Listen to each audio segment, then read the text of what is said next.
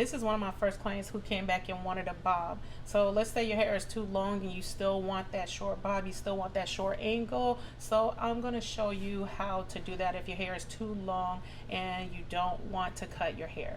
So simply braiding down the back part, not so that I don't have to do extra braids, because when you see the end, you're going to see that it is very full. I actually, and you see how I crocheted the hair in, I left that end of the braid loose so that I can use that to grip my first braid. So we're going to go ahead and braid it down, and we're going to tie the end. If you notice, I'm tying the end.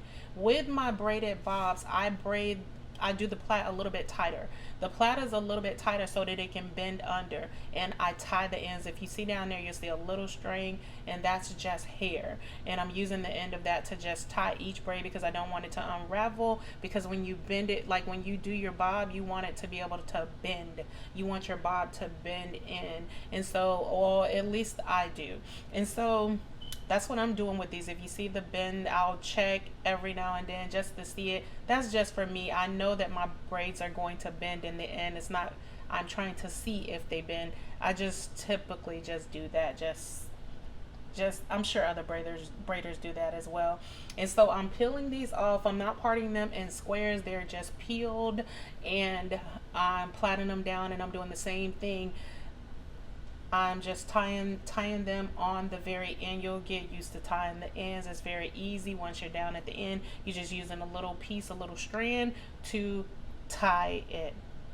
Okay, so I'm going ahead and move to the front, and I'm gonna be just very gentle, especially with the edges, but I'm still gonna be able to do her hair full, but with the edges I'm just gonna part them a little bit bigger, but I'm gonna stack them on the top because the top is more thicker. Her hair is more thicker at the top, so I'm able to stack them but still keep the integrity of her hair on her edges so that it still looks full, because you know we love a full bob. So this is the end result of how it is, and now you guys are finna get into it with how I burn my bobs. Maybe you burn your bobs different, maybe this is old school, I don't know, but I'm just gonna go ahead and cover her, and I'm gonna tuck her in, and I'm gonna go ahead and get started with cutting my bun out, my bob. This is like one of the most important parts of the process for me. I love the angle of the bob, so I always kind of lean the client's head forward, like lean forward, because I need that angle to be correct. And then I just bend them in.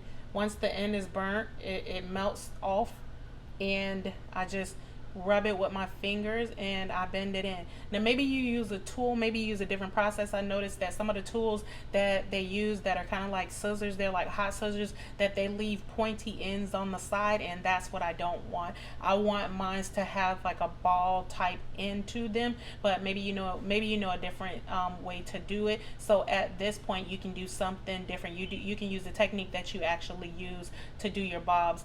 The thing that is so important for me with the bobs that I just love is the angle. I have to get my angle right. If they want an angle or if they want an even bob, but I need that to be correct. So you always check it next to the braids that you're doing, and this is the end result. And I am so grateful that you guys joined me.